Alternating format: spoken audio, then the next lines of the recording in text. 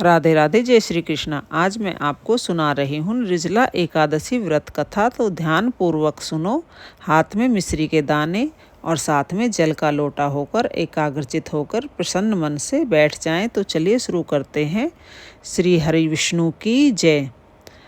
एक बार भीमसेन जी ने व्यास जी से पूछा, पितामह, भ्राता युधिष्ठिर, माता कुंती, द्रौपदी, अर्जुन, नकुल और सहदेव आदि सब एकादशी का व्रत करने को कहते हैं, परंतु महाराज मैं उनसे कहता हूँ कि मैं भगवान की भक्ति कर सकता हूँ, दान भी दे सकता हूँ, परंतु भोजन के बिना नहीं रह सकता।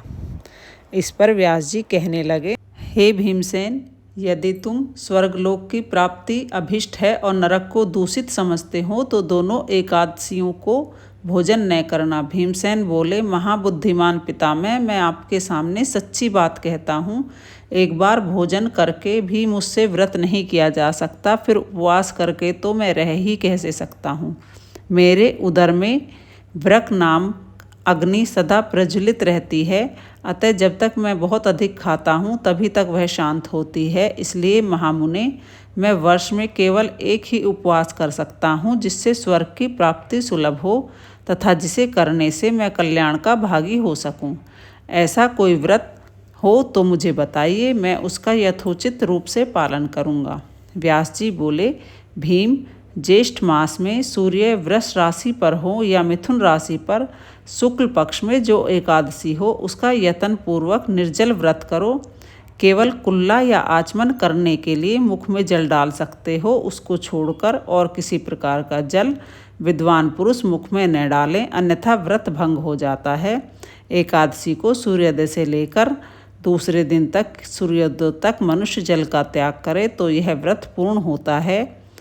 द्वादशी को निर्मल प्रातकाल में स्नान करके ब्राह्मणों को विधिपूर्वक जल और स्वर्ण का दान करें। इस प्रकार सब कार्य पूरा करके जितेंद्रिय पुरुष ब्राह्मणों के साथ भोजन करें। वर्ष भर में जितनी एकादशियां होती हैं उन सब का फल निर्जला एकादशी के सेवन से मनुष्य प्राप्त कर लेता है।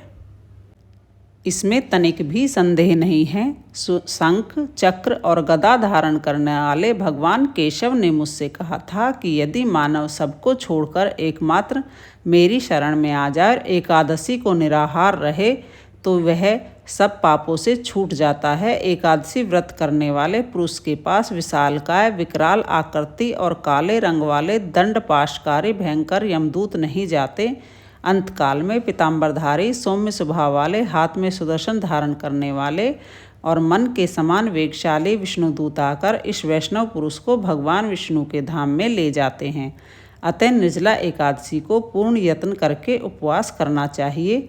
तुम भी सब पापों की शांति के लिए यत्न के साथ उपवास और श्रीहरि की पूजन करो। स्त्री हो या पुरुष, यदि उसने मेरु पर्वत के बराबर भी महान पाप किया हो तो वह सब एकादशी के प्रभाव से भस्म हो जाता है। जो मनुष्य उस दिन जल के नियम का पालन करता है वह पुण्य का भागी होता है। उसे एक एक पहर में कोटि कोटि स्वर्ण मुद्रा दान करने का फल प्राप्त होता है।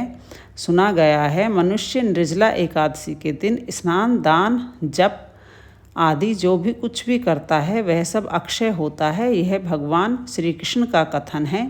निर्जला एकादशी को विधि पूर्वक उत्तम रीति से उपवास करके मानव वैष्णव पद को प्राप्त कर लेता है। जो मनुष्य एकादशी के दिन अन्न खाता है वह पाप भोजन करता है। इस लोक में वह चांडाल के समान और मरने पर दुर्गति को प्राप्त होता है। इसलिए ज्येष्ठ शुक्ल के पक्ष में एकादशी को उपवास करके दान देने का परंपरा है, वे परम पद को प्राप्त होंगे।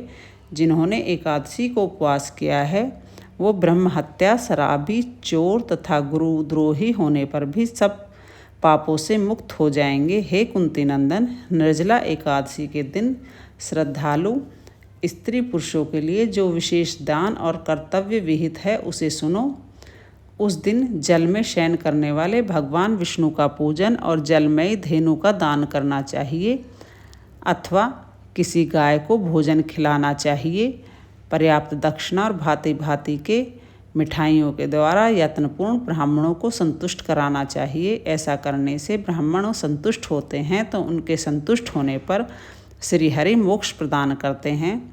जिन्होंने सम, दम और दान में प्रवृत्त होकर श्री हरि की पूजा और रात्रि में जागरण करते हुए चतुर्दशी युक्त अमावस्या को स्वर्ग ग्रहण के समय श्राद्ध करके मनुष्य जिस फल को प्राप्त करता है वही इसके श्रवण से भी प्राप्त होता है। पहले दंत धावन करके यह नियम लेना चाहिए कि मैं भगवान केशव की प्रसन्नता के लिए एकादशी को निराहार रहकर आचमन के सिवा दूसरे जल का भी त्याग करूँगा। द्वादशी को देव देवेश्वर भगवान विष्णु का पूजन करना चाहिए। गंध, धूप, पुष्प और सुंदर वस्त्र से विधिपूर्वक पूजन करके जल का घड़ा संकल्प करते हुए निम्नांकित मंत्र का उच्चारण करें। देव देव ऋषिकेश संसार वाणतारक उपकुंभ प्रदानेन ने माँ परमागतिम, अर्थात संसार सागर से तारने वाले देव देव ऋषिकेश भगवान कृष्ण विष्णु, इस जल के घड़े का दान करने से आप मुझे परम गति की प्राप्ति कराइए।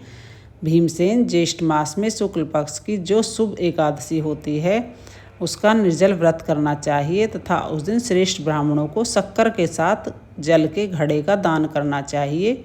ऐसा करने से मनुष्य विष्णु के समीप पहुंचकर आनंद का अनुभव कर सकता है। तत्पश्चात द्वादशी को ब्राह्मण भोज कराने के बाद स्वयं भोजन करें। यदि ब्राह्मण भोज नहीं करा सकते हैं तो मंदिर में चावल और चीनी का दान करना चाहिए। जो इस प्रकार पूर्ण रूप से पाप नाशनी एकादशी का व्रत करता है वह सब पापों से मुक्त हो अनामय पद को प्राप्त करता है। यह सुनकर भीमसेन ने भी इस शुभ एकादशी का व्रत आरंभ कर दिया। तब से इस लोक में पांडव एकादशी के नाम से यह व्याख्यात हो गई। श्री हरि विष्णु की जय।